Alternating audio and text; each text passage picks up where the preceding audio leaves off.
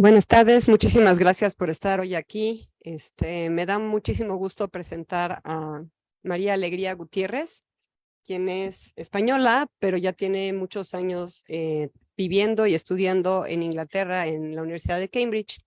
Primero hizo su licenciatura en matemáticas y después empezó el doctorado con Julia Gog, en el grupo de Julia Gog, con el tema que ustedes ven aquí. Su interés es justamente entender cómo es que la evolución puede estar, digamos, causándonos problemas a la hora de querer tener un mejor control de las epidemias y de qué manera cosas como la fracción de personas vacunadas en la población en realidad están ocasionando que haya un escape viral, es decir, que se generen nuevas cepas, ¿no?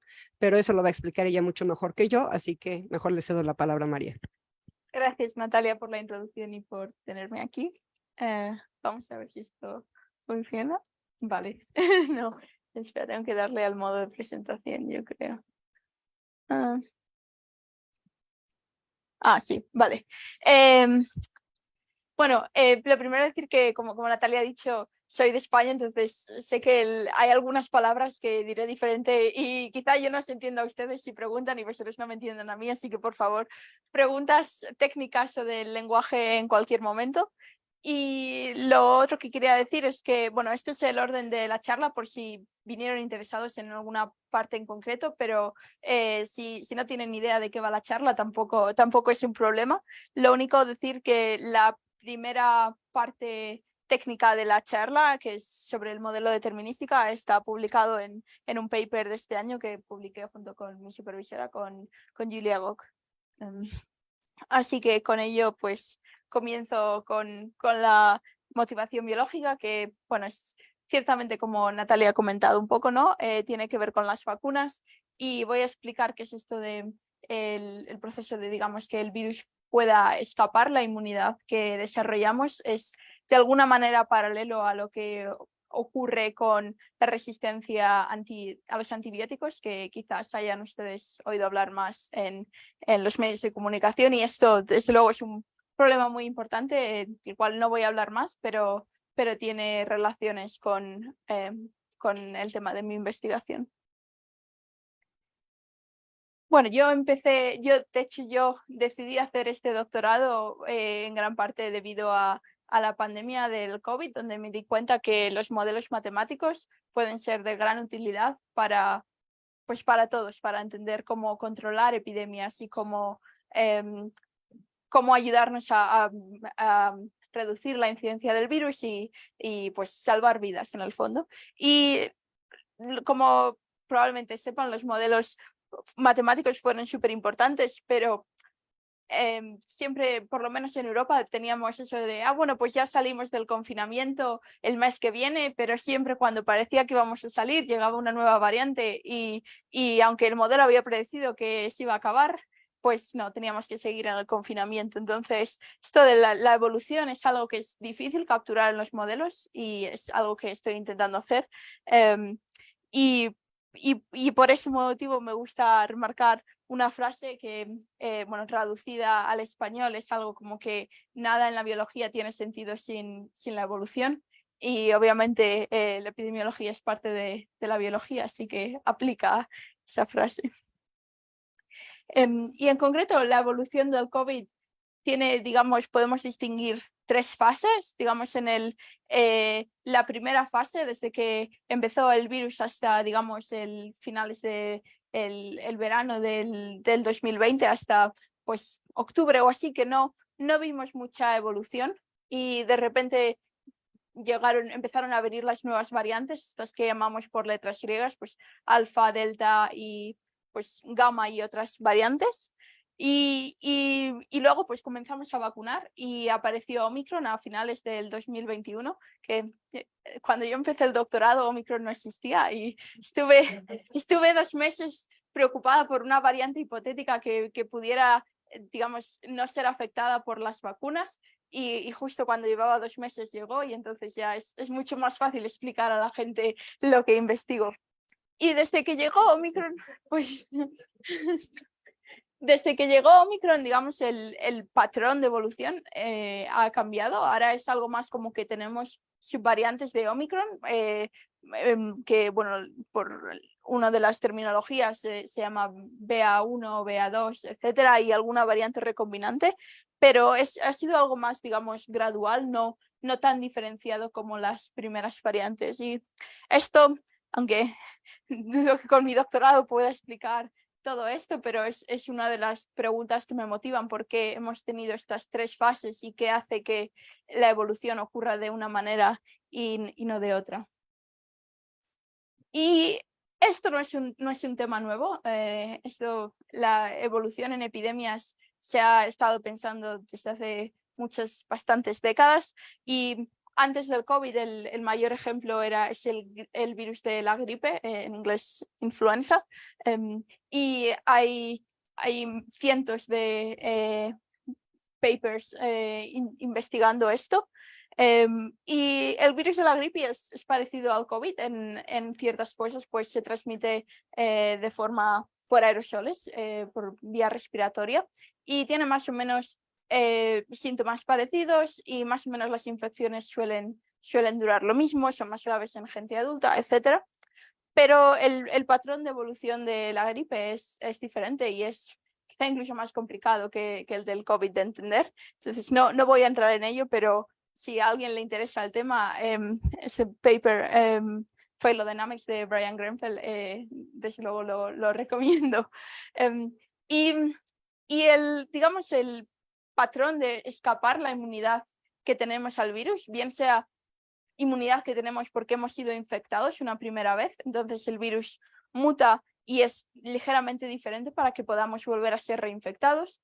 O la inmunidad también puede venir por las vacunas, hemos sido vacunados y tenemos una protección bastante buena contra la variante original del virus, pero el virus muta y así se convierte en más capaz de infectarnos. Ambos efectos podrían considerarse parte del efecto de la reina roja, que toma su nombre de una frase o una escena de una de las novelas de Lewis Carroll, donde la reina roja le explica a Alicia que tiene que correr todo lo rápido que pueda para permanecer en el mismo lugar. Y es esto que los sistemas evolutivos tienen que adaptar, pero coevolucionando con el resto de su entorno. Entonces esto es un poco lo que ocurre, ¿no? Que nosotros nos adaptamos y conseguimos vacunas para vencer el virus, pero entonces el virus evoluciona y entonces tenemos que poner vacunas nuevas que tengan pues parte de Omicron y otras cosas, ¿no? Y desde luego las preocupaciones de que esta evolución pueda ocurrir comenzaron. Muchos científicos empezaron a hablar de ellas en el 2021, cuando se empezó a vacunar de manera masiva por todo el mundo. Y bueno, esto es un poco uno de los procesos en los que puede ocurrir, está detallado en ese gráfico, donde la variante puede infectar a la gente que ha sido vacunada, mientras digamos, el virus original no puede infectar a la gente que ha sido vacunada, y de esta manera pues uno podría pensar que hace que la variante escape, yo la llamo variante escape, pueda crecer más rápido que la variante original. Y el problema de selección, selección por selección natural, tiene muchas escalas, no es simplemente la imagen que hemos visto antes, donde la variante pasa a otras personas, sino esto ocurre a muchos niveles, desde, digamos, el ADN de las personas, o en el caso de los virus como el COVID es ARN.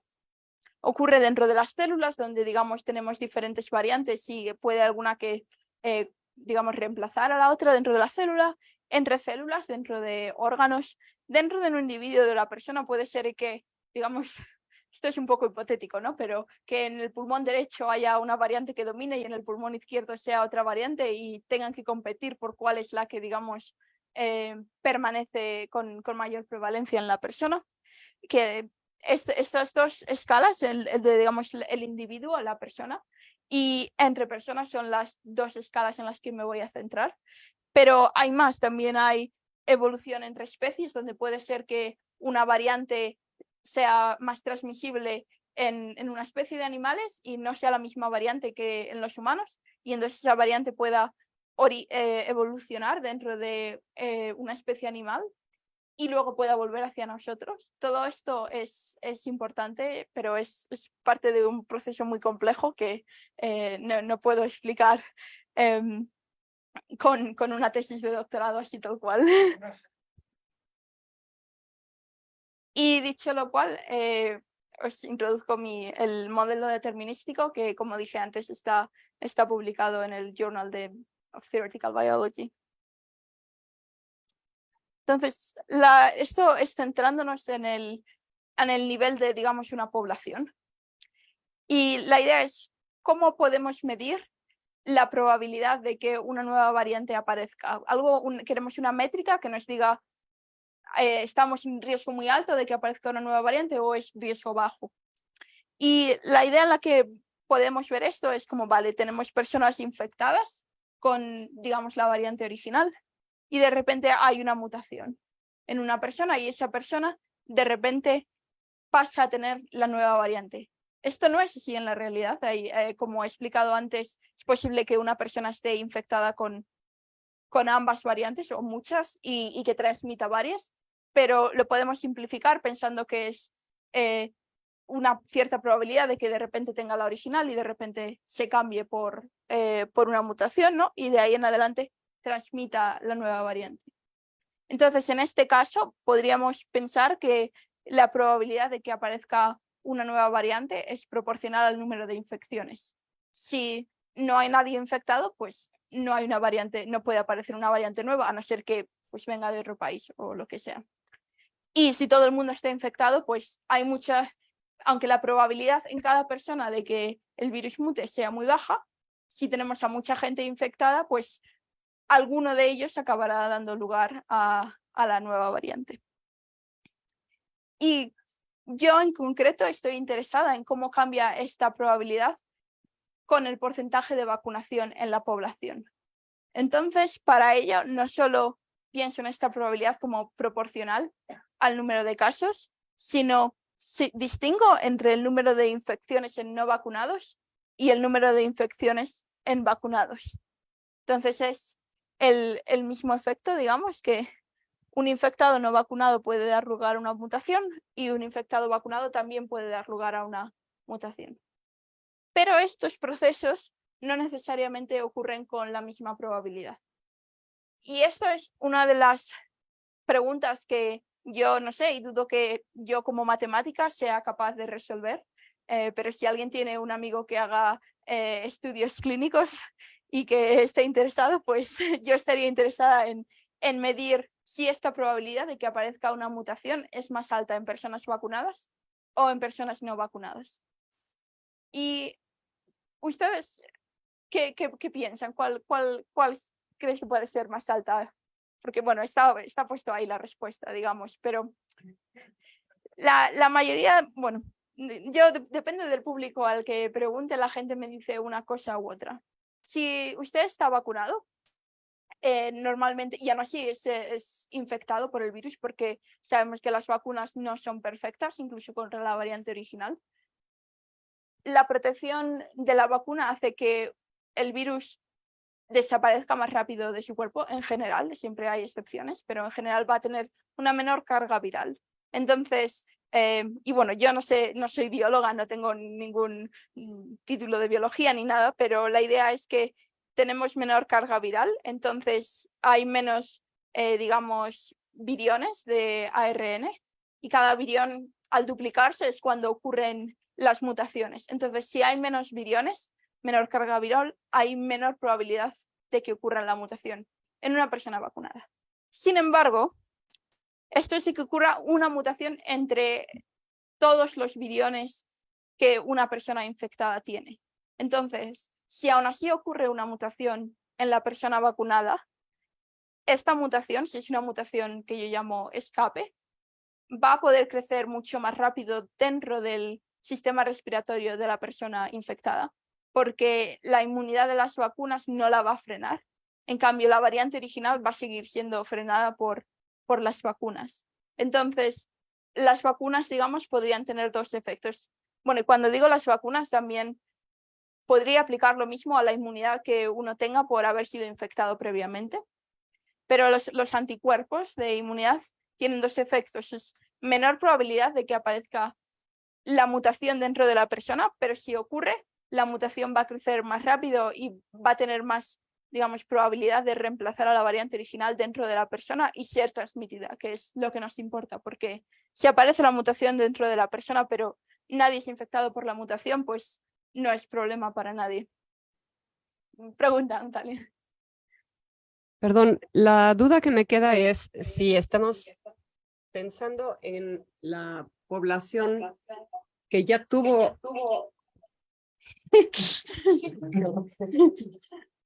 que ya tuvo también COVID de manera natural como vacunado. Sí, eso es... Ok. Es una buena pregunta y en la siguiente diapositiva daré más detalle. En mi modelo original, no, yo asumo que las personas no pueden ser reinfectadas por la variante original y esto es lo que, digamos, he asumido en el modelo que está publicado en la revista. Pero, digamos, lo que estoy trabajando ahora es tener en cuenta las reinfecciones también. Y en ese momento ya puedes distinguir, digamos que en el fondo cada uno tenemos una probabilidad diferente, ¿no? Porque también depende de la edad y otros factores, pero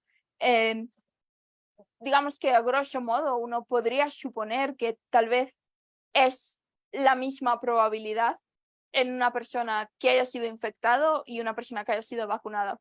Pero es cierto que hay diferencias, ¿no? Y quizás pues está demostrado que para algunas cosas, algunas vacunas de Pfizer y Moderna en realidad nos protegen más que una infección previa, ¿no?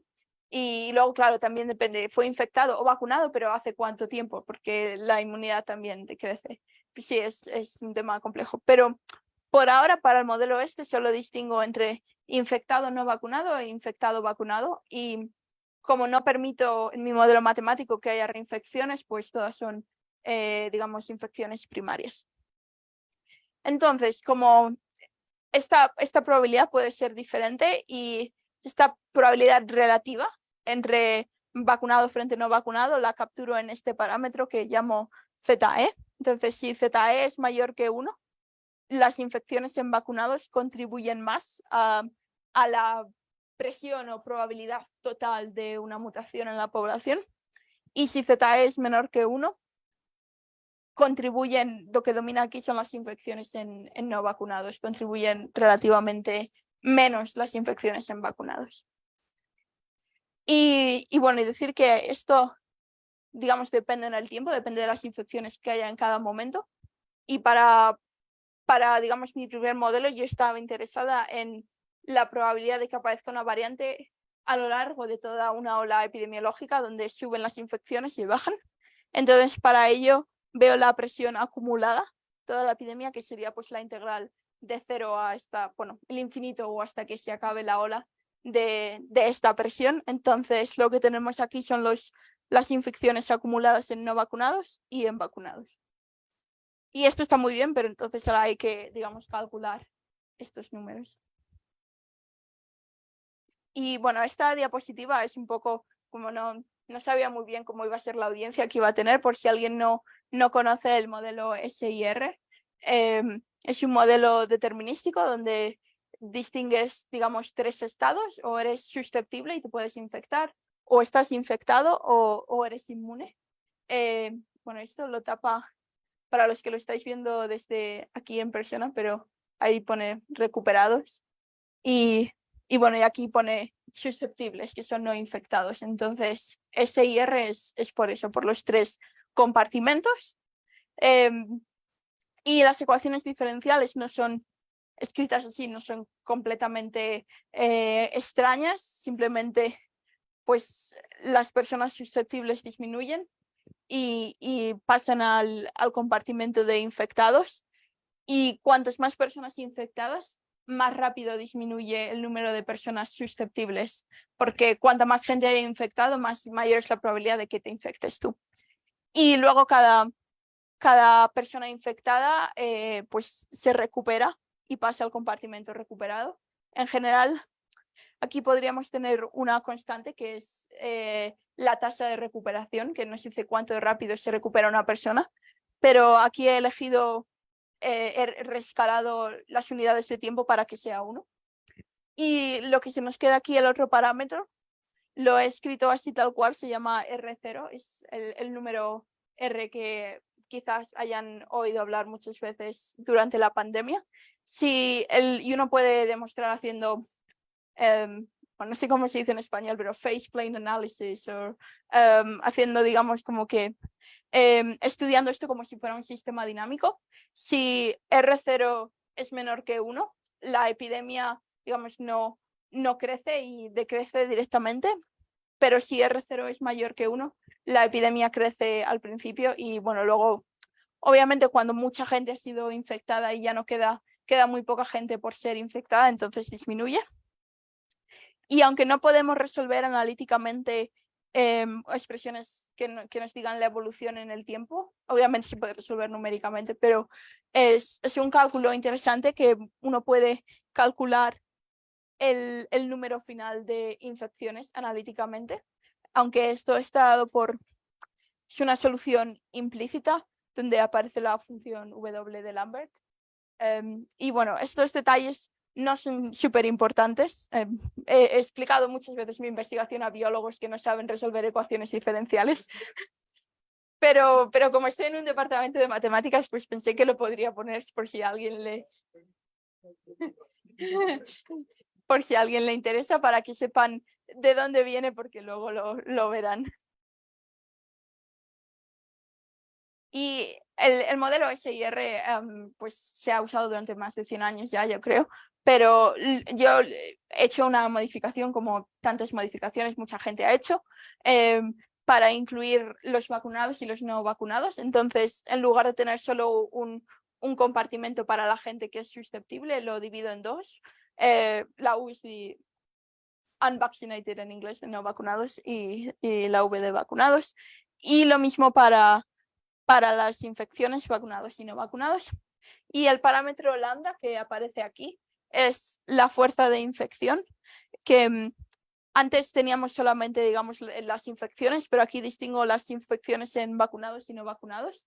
Y aparece otro parámetro, otro Z, en este caso ZI, que es, digamos, un factor entre 0 y 1, que nos dice la infectividad relativa de las personas vacunadas, porque como ya dije antes, uno tiene menor carga viral en general si está vacunado, entonces es menos posible que la probabilidad de que pases el virus a otros es algo menor. Y el otro parámetro es la probabilidad de que te infectes si estás vacunado, que esta es ZS, que es algo menor. Entonces, hay varias formas de capturar esta probabilidad matemáticamente, pero por razones analíticas, para que sea algo más simplificable, yo lo que he asumido es que dentro de la población C, que está vacunada de la población, una fracción de los vacunados está completamente inmune y el resto está completamente, digamos, puede ser infectado con la misma probabilidad que las personas no vacunadas. Y esto lo hago solo para el modelo matemático, pero resolví numéricamente el modelo epidemiológico con otra, digamos, suposición diferente para la protección de las vacunas, donde todo el mundo vacunado puede ser infectado, pero con menor probabilidad. Pero sí, son 2 alternativas. O la gente vacunada puede estar completamente inmune o completamente susceptible, o todo el mundo vacunado es un poco menos susceptible. Y como un paréntesis, no está claro biológicamente cuál es el que ocurre, aunque mucha gente piensa que no, claro, todos tenemos un poco de menor probabilidad, pero no está claro. Entonces, bueno, este es el modelo. Y se puede resolver analíticamente de una forma parecida al cálculo del modelo SIR original. Solamente destacar que aparece el número R eficaz, donde digamos, es como el nuevo R, pero teniendo en cuenta la vacunación. Entonces, si hay mucha gente vacunada y la protección de las vacunas es suficientemente alta, este término podría hacer que el número R eficaz sea menor que 1 y en ese caso la epidemia no se inicia porque hay suficiente, lo que se llama inmunidad de rebaño desde el principio.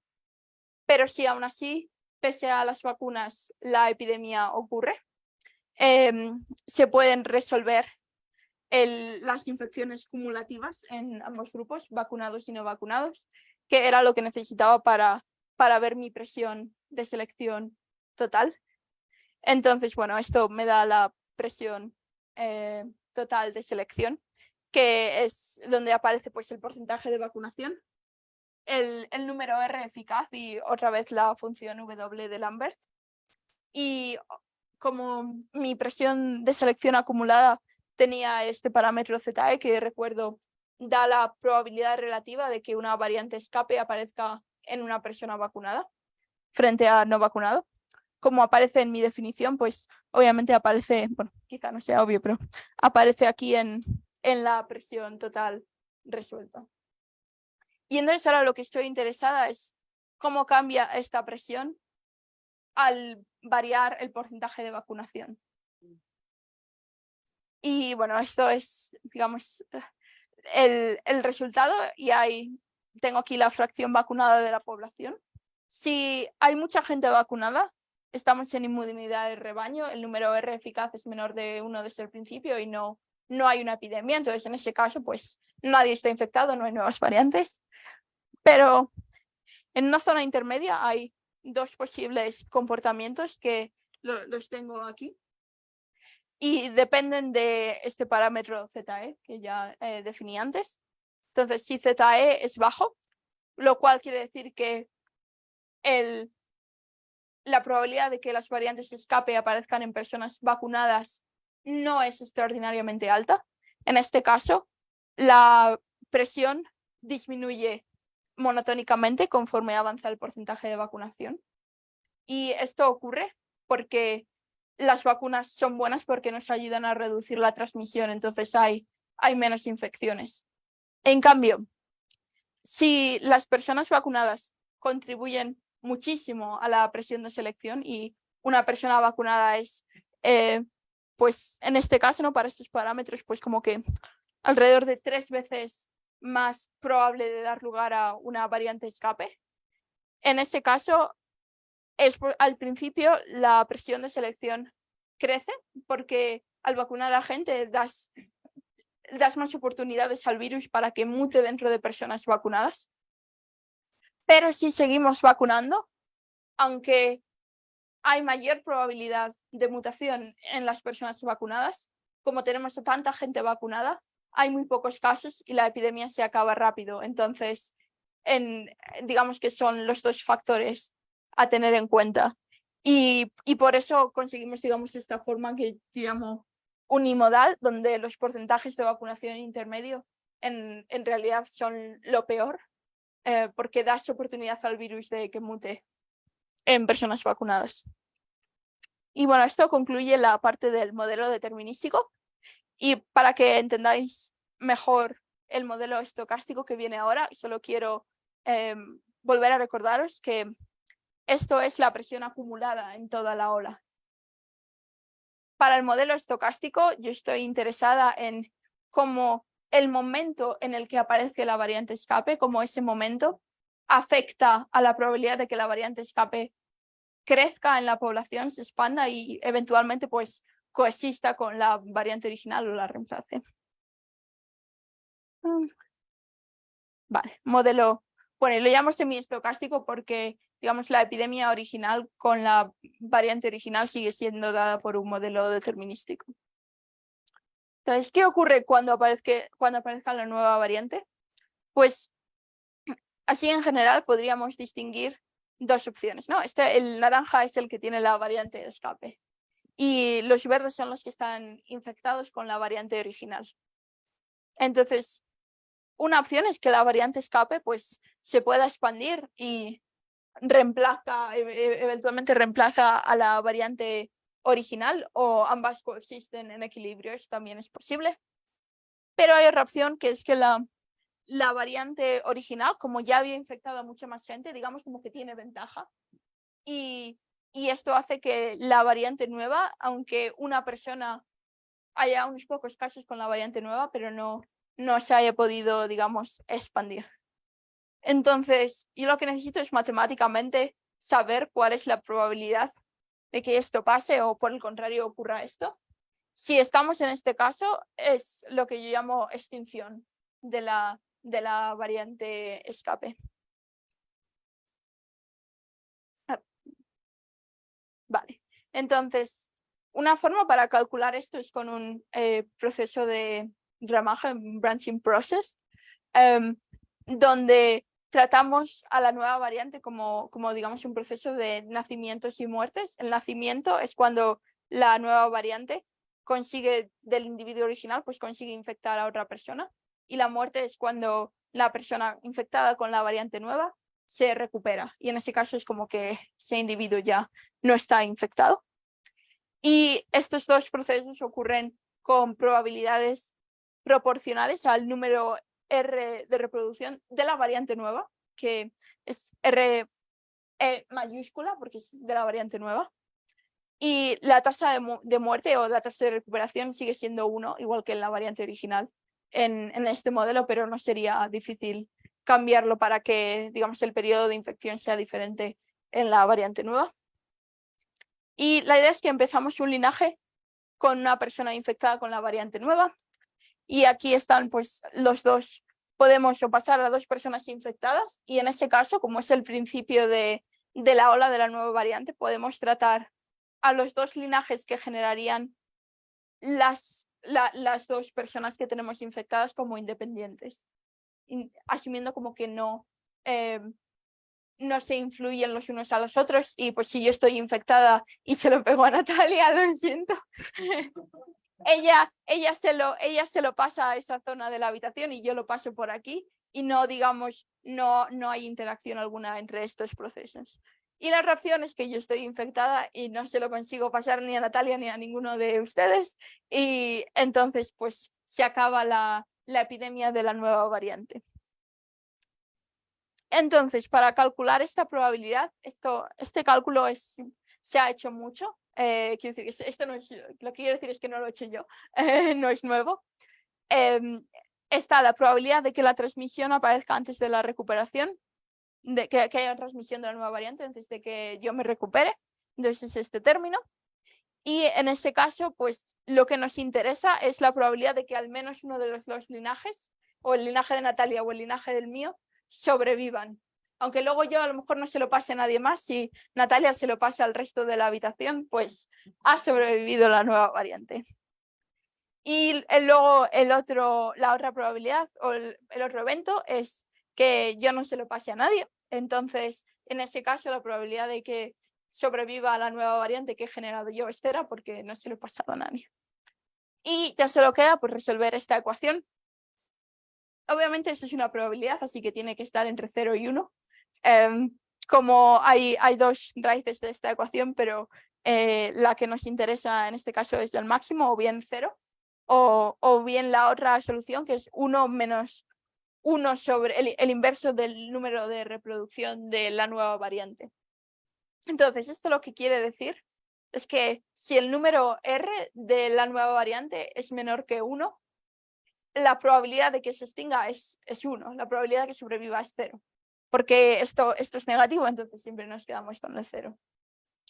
Pero si el número R es mayor que 1, existe una probabilidad mayor que 0, que es 1 menos el inverso del número R, de que la nueva variante se expanda. Entonces, esto ya de por sí podría ser bastante interesante, porque esta probabilidad depende del momento de la epidemia en el que aparece la nueva variante. Si, digamos, yo tengo la nueva variante, pero todos ustedes ya están infectados con la variante original o fueron infectados y son inmunes, no se lo puedo pasar a nadie, aunque yo haya generado la nueva variante. Pero si la variante original solo ha infectado a esta mitad de la habitación. Yo aún tengo, con la variante nueva, aún puedo infectar a toda esta mitad de la población. Entonces, esto es algo que mi modelo original determinístico no tenía en cuenta, porque contaba igual las infecciones cuando con la nueva variante, según no distinguía el momento en el que aparecían. Pero el problema con esta formulación de la diapositiva anterior es que si ustedes están infectados algunos de ustedes están infectados con la variante original y yo estoy infectada con la variante nueva, y yo podría intentar pegárselo a Natalia o a otros de ustedes, pero ustedes que están infectados con la variante antigua, con la original, también se lo pueden pegar a Natalia. Entonces, si ustedes llegan antes que yo a Natalia, pues no tengo que ir a otras personas de la habitación, pero entonces Natalia también se lo puede pegar a ellos. Entonces, todo esto interactúa de una forma que no podemos ignorar las dependencias en el tiempo. Entonces hay que cambiar un poco la derivación anterior, pero es bastante parecida. Es solamente calculamos la probabilidad de supervivencia de la variante nueva en función del tiempo en el que estamos, y el tiempo está dado por el avance de la epidemia original. Entonces, bueno, está la probabilidad de que en un intervalo de tiempo, se aparece en T mayúscula y un intervalo de tiempo delta T, la probabilidad de supervivencia, si no ha ocurrido nada, pues es simplemente la probabilidad de que sobreviva mi linaje dentro de este intervalo de tiempo, si no ha ocurrido nada, ¿no? Pero si yo se lo he pegado a Natalia, pues esta probabilidad es proporcional al número R. Pues ya tenemos dos linajes a tener en cuenta. Tiene que sobrevivir el linaje de Natalia y el mío, entonces aumentan las probabilidades. Y luego no está puesto aquí porque va multiplicado por 0, pero quedaría el evento de que yo me recuperase de la nueva variante antes de pegárselo a nadie. Entonces, ese evento pues no contribuye a la probabilidad de supervivencia. Pero digamos, este número 1 de ahí viene por la probabilidad de que yo me recupere, o la tasa en la que yo me recupero. Entonces, esta ecuación, digamos que se convierte en una ecuación diferencial para la probabilidad de supervivencia, donde el número R, repito, depende del tiempo, ¿no? Porque conforme avanza la epidemia original, me queda menos gente a la que poder infectar. Y para resolver esta ecuación diferencial es un poco extraño porque hay que utilizar la probabilidad al final de la primera ola de la variante original como condición inicial, porque yo no sé cuál es la probabilidad al principio de la epidemia de que no puedo usar 0 porque no sé cuál es la probabilidad de que sobreviva mi nuevo linaje si aparece al principio de la epidemia, pero sí que sé que si ya ustedes todos ya no queda nadie infectado con la variante original, entonces sí que puedo hacer el cálculo anterior y utilizar los resultados, digamos, estáticos, utilizar el resultado. ¿Dónde estás? Este resultado. Entonces, utilizo este resultado con t igual a infinito como mi condición inicial y se resuelve hacia atrás. Se puede resolver analíticamente. Esto es una adaptación mía de la fórmula de Kendall para este contexto. Pero es curioso que implementar esto numéricamente es más complicado porque hay varias integrales, digamos que enlazadas, y es más fácil simplemente resolver esta ecuación diferencial numéricamente desde el infinito. Entonces, para recapitular, esta P minúscula es la probabilidad de que una vez haya aparecido la variante en una persona, en este caso en mí, la probabilidad de que consiga expandirse y llegar a tener una incidencia significativa en la población. El otro elemento es que aparezca en sí la mutación, porque si yo nunca me infecto con la variante original, pues no puedo mutar a la nueva variante. Entonces, para esto, la probabilidad de que aparezca de por sí la variante en una persona asumo que está dada por la presión que tenía en el modelo determinístico, que depende del número de infecciones. Y multiplico ambas probabilidades, la probabilidad de que aparezca y la probabilidad de que se expanda, para conseguir mi, digamos, tasa de presión estocástica, que llamo yo.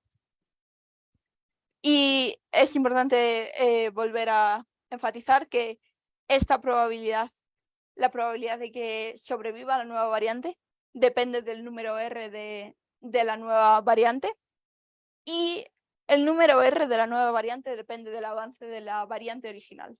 Esto es donde se complica un poco las cosas, pero la idea es que si no queda nadie por ser infectado, todo el mundo ha sido infectado ya, pues el número R de la nueva variante no va a poder infectar a nadie. Esto era de lo que estábamos hablando.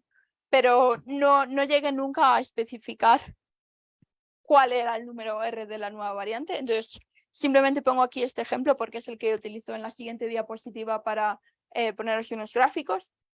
Y es donde la gente que puede infectar la variante escape son, obviamente, todos aquellos que no vacunados y que no fueron infectados, aquellos que fueron vacunados pero que no desarrollaron inmunidad y que no han sido infectados. Y para darle, digamos, escape, tengo este término que fueron aquellos vacunados que se convirtieron en inmunes a la primera variante. Entonces, al ser inmunes a la primera variante, ninguno de ellos ha sido infectado. Pero la variante escape tiene, digamos, el superpoder de escapar la inmunidad de las vacunas e infectar a esta gente. Entonces, esto aumenta el potencial de la variante escape y puede ser que, aunque la variante original ya esté decreciendo porque no le queda gente a la cual infectar, la variante escape encuentra más gente a la que ella puede infectar con, digamos, este superpoder. Entonces, estos son dos resultados para esta tasa de presión de selección. Esto no es acumulado en toda la epidemia. Esto depende del momento en el que se introduce la nueva variante. Entonces, tengo aquí dos casos, uno donde el 40% de la población está vacunada y en el otro caso donde solo el 20% de la población está vacunada. Y tengo varias cosas aquí. Estas dos líneas que empiezan alto y decrecen es la P pequeña, es la probabilidad de que la variante escape consiga escapar realmente, calculadas por la probabilidad de Kendall, la segunda que les enseñé con la fórmula, y luego también lo que aquí llamo estática, la formulación original donde no se tienen en cuenta el avance de la variante original. Y luego las curvas altas, las tres curvas, es la P mayúscula total, donde tengo en cuenta tanto la probabilidad de aparición como la probabilidad de que la variante se expanda. Calculadas otra vez con la probabilidad de Kendall, con la probabilidad de estática. Y en negro tengo la formulación original, donde no tengo en cuenta la probabilidad de que la variante se expanda, simplemente la probabilidad de que aparezca. Y en el otro gráfico es lo mismo, lo único que, como veréis, si utilizamos el cálculo de Kendall, la probabilidad es cero en todo momento. Entonces, varias cosas que remarcar aquí. En este caso es que el cálculo estático sobreestima la probabilidad de supervivencia. La curva roja está por encima de la curva azul, porque la curva azul, el cálculo de la curva azul, sabe que es como que puede leer el futuro. Recuerden que yo estaba resolviendo utilizando el infinito como condición inicial, por así decirlo. Entonces, este cálculo azul puede leer el futuro y puede ver que va a haber muchas infecciones y que con la variante original y que no va a encontrar o va a encontrar muy poca gente que no esté infectada con la variante original para ser infectada con la nueva variante. Y en este otro gráfico es extremo porque hay tantas infecciones con la variante original que la probabilidad de que se expanda es cero, porque al llegar al infinito no queda nadie, o hay tanta inmunidad que es imposible para que la variante se expanda. Y aparte de esta, habilidad de leer el futuro, otra cosa que remarcar de este cálculo es que el pico de esta probabilidad de que aparezcan variantes nuevas, con el cálculo de Kendall, el pico ocurre antes que con el cálculo estático y que con el cálculo original. Entonces, esto es importante para, tiene, digamos, implicaciones para el sector de la sanidad y de la salud pública, porque uno puede estar preocupado cuando estamos en el pico de la ola de infecciones, puede estar preocupado por muchas cosas y puede pensar, pero si aparece una variante nueva, entonces es todavía peor. Pero en realidad, cuando debemos estar más preocupados por la aparición de una variante nueva es cuando la ola está creciendo y aún no ha alcanzado su pico, porque el pico llega antes, porque es cuando aún tiene posibilidad de expandirse la nueva variante. Cuando estamos en el pico de la ola original, ya queda muy poca gente, o relativamente poca gente por ser infectada. Entonces, esto pues, en un mundo ideal, claro, secuenciaríamos todas las infecciones y todo el mundo se haría test, etcétera, pero si tenemos, bueno, ahora es muy barato hacer, o relativamente barato hacer un test de PCR o de antígenos, pero si lo que queremos es secuenciar el genoma de las personas infectadas para ver si el virus está mutando, estos resultados dirían como que es más importante secuenciarlo al principio de la ola frente al final de la ola, porque la probabilidad de que esto vaya más es mayor al principio de la ola.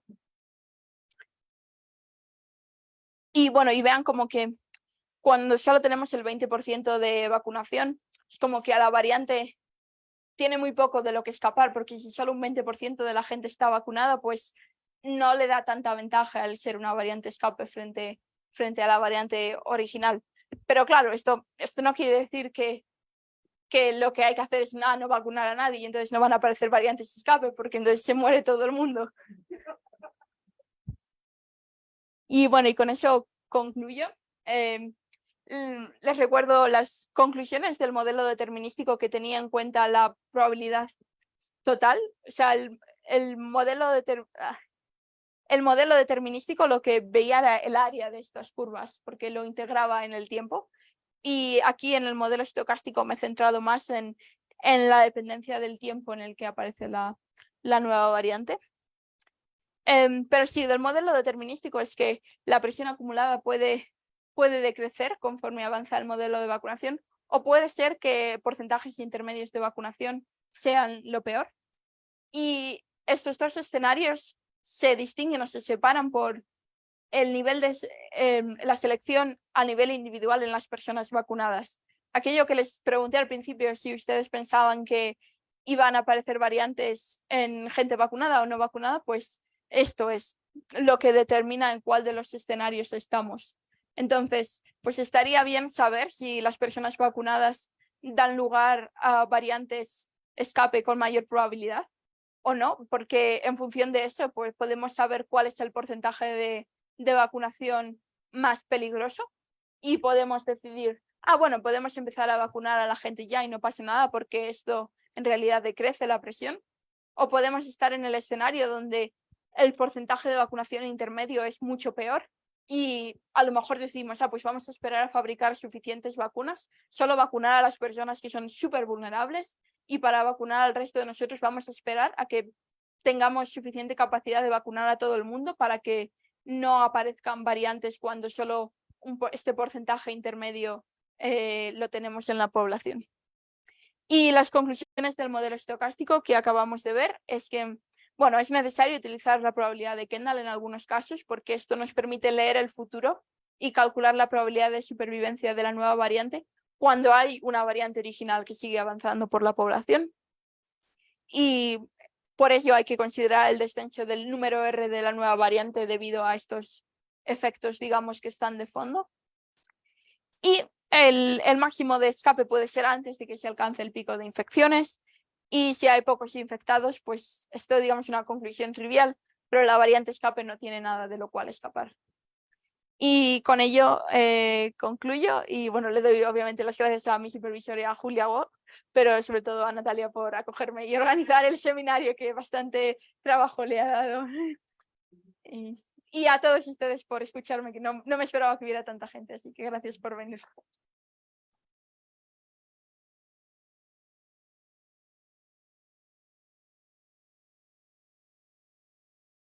Súper interesante, muchas gracias. Preguntas que tengan o preguntas de la audiencia que nos sigue por Facebook o por Zoom. A ver. Más o menos fue al mismo tiempo que alzaron la mano.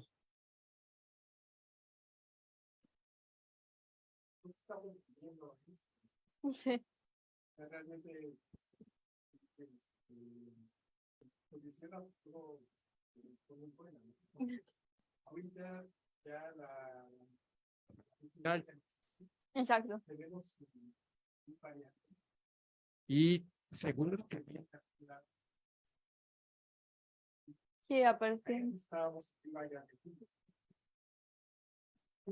¿Tú qué Sí, te bueno, y la verdad que mi opinión es más bien un poco como que un amalgamo de todo lo que he oído de otras personas que llevan muchos años en, en el mundo de la epidemiología, pero yo creo que probablemente estemos destinados a estar con suerte, en una fase donde esto es un poco como la gripe, aunque con mayor número de infecciones y pues tristemente la mortalidad que eso conlleva, ¿no?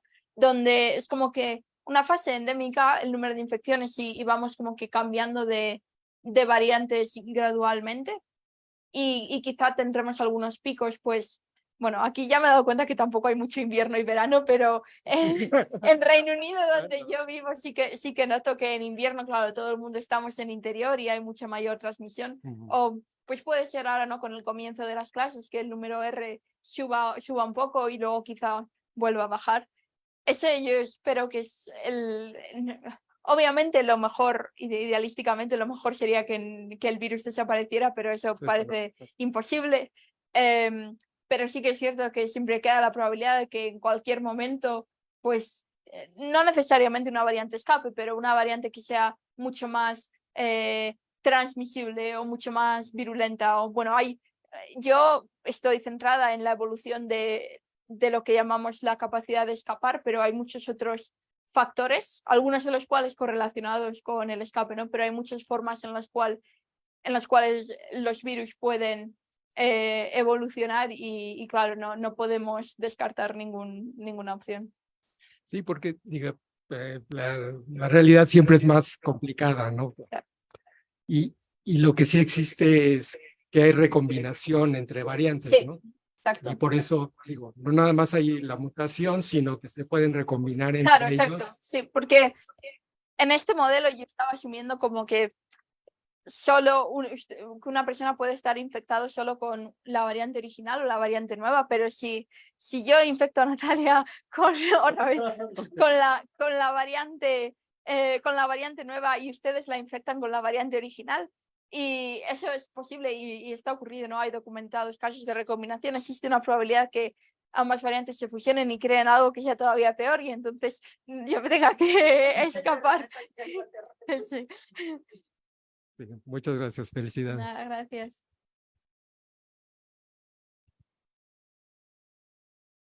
Muchas gracias por tu plática. Bueno, este es el cáncer, donde es muy importante que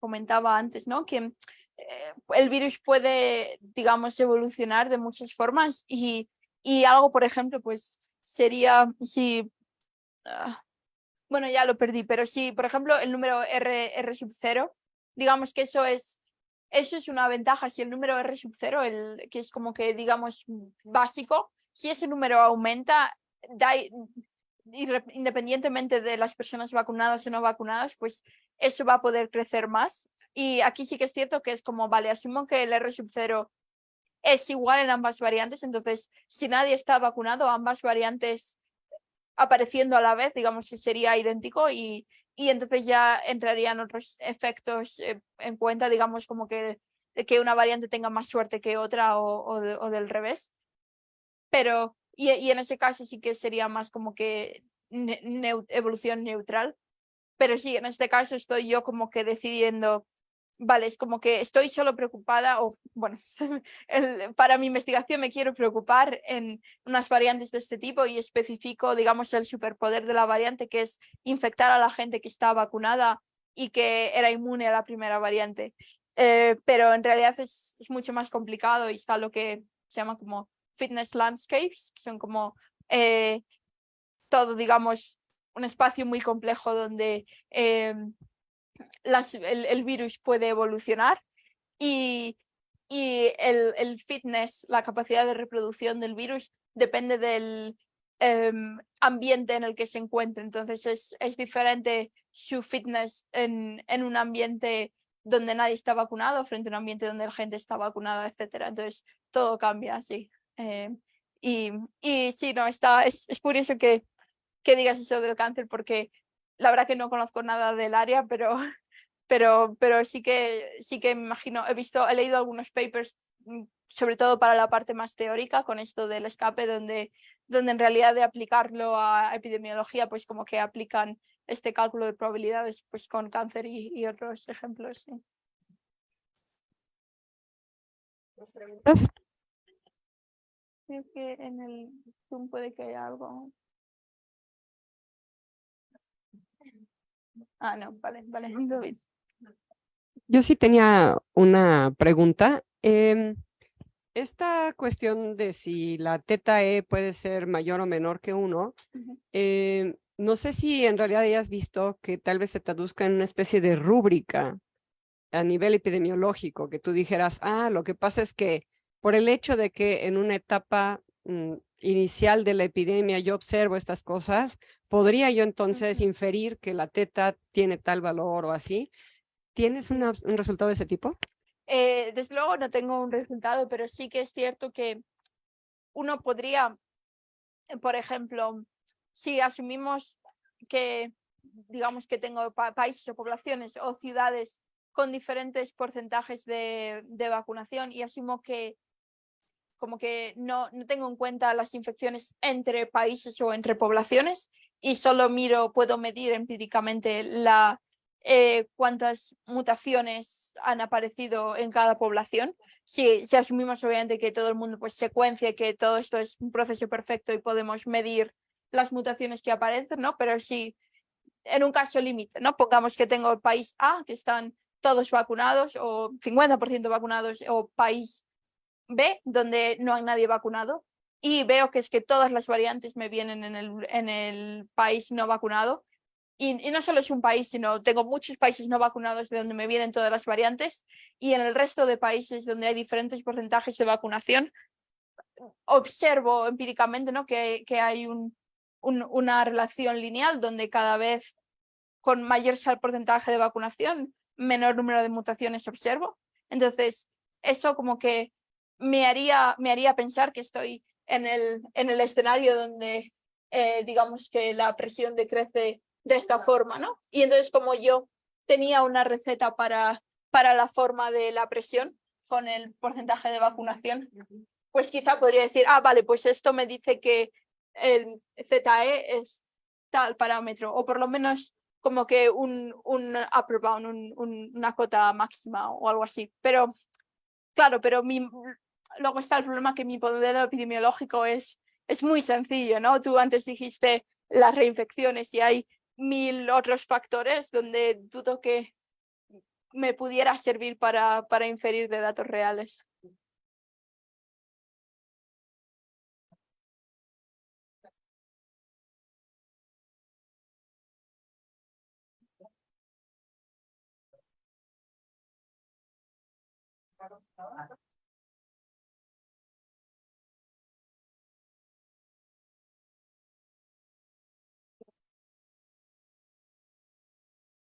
E incidir en la evolución. como que por más básico que sea el modelo, si ves todas esas diferencias que estás probando, que tienes una manera de Sí, o sea, argumentar y decidir aunque fuera, digamos, a nivel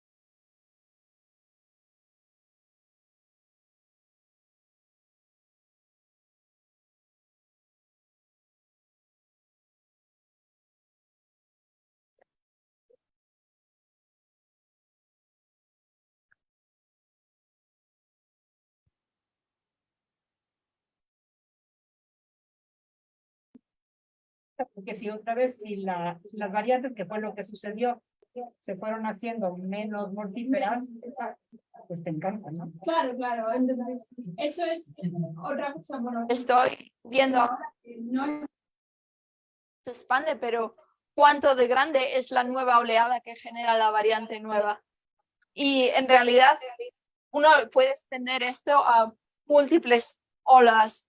Y en el fondo, lo que nos interesa como humanos es pues, el número de muertes o el número de hospitalizaciones totales generadas por estas olas múltiples.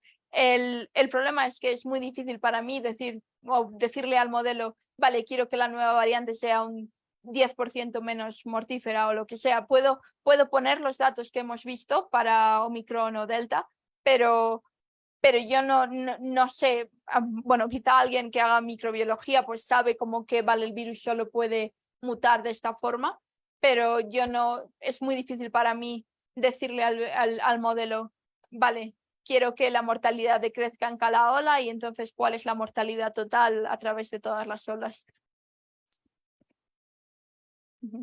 Gracias. ¿Alguna otra pregunta?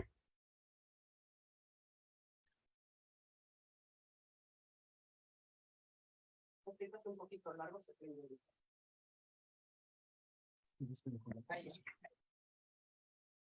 Ya, bueno, nada más quería mencionar un poco de esto, de lo que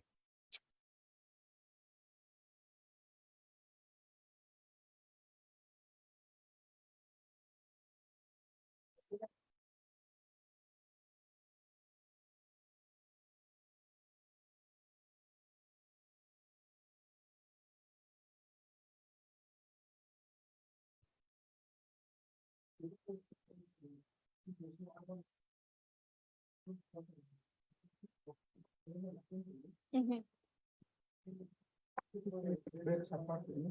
En cambio, si no estás vacunado, pues es mortal, ¿no? Fácil, o sea, llega una variante, ¿no?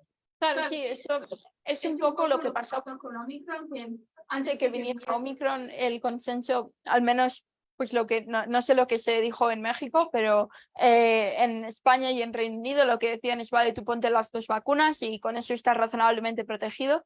Y cuando apareció Omicron fue, vale, ponte la 3ª vacuna y con eso pues ya podemos volver a estar tranquilos, ¿no? Entonces, es como que volviendo a la primera diapositiva, donde es como que todo coevoluciona, ¿no? Nosotros como humanos evolucionamos al crear las vacunas, aunque parezca como que muy... No parece la evolución que Darwin se imaginó, pero en el fondo es nuestros cerebros que son capaces de crear las vacunas y decir, vale, pues el virus evoluciona de esta forma, pues ponemos una dosis más y con eso pues contrarrestamos la evolución que ha hecho. Sí.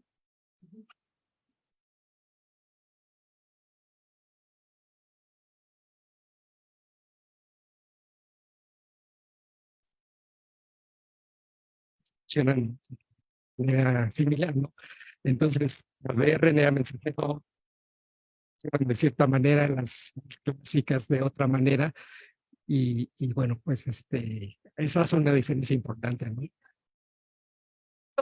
La verdad es que deberías saber aquí en México qué vacunas se utilizaron más. Un poco de todo, ¿no? Vale, como en Reino Unido, vale. Sí, no, sí es cierto, yo aquí asumí, digamos, como que una única dosis de la vacuna, que obviamente sí que pues son más, y diferentes tipos, y digamos, el otro problema es que, aunque no sea por evolución, pero el porcentaje o la inmunidad que te dan las vacunas te crece conforme avanza el tiempo, ¿no? Entonces, todos son detalles. Pero sí, yo esperaría como que y cada vacuna podría no solamente darte una protección diferente, pero dar una probabilidad diferente a las mutaciones, ¿no? Entonces, yo en un mundo ideal, que bueno, soy matemática, nadie me va a hacer caso, pero a mí me gustaría que cuando prueben una nueva vacuna y hayan los ensayos clínicos, aparte de medir la protección, que está muy bien que lo midan, que midan de alguna forma también esta capacidad de incrementar o disminuir la evolución en un individuo, y que eso también se tenga en cuenta a la hora de aprobar vacunas o decidir cuáles usar. Y eso si no depende de qué tipo de mutaciones, ¿no? Claro, también depende de qué tipo de mutaciones estás interesado. De hecho, si lo que va a hacer es que mute para una variante que sea menos leve y menos transmisible, pues encantados, ¿no? Exacto. Sí.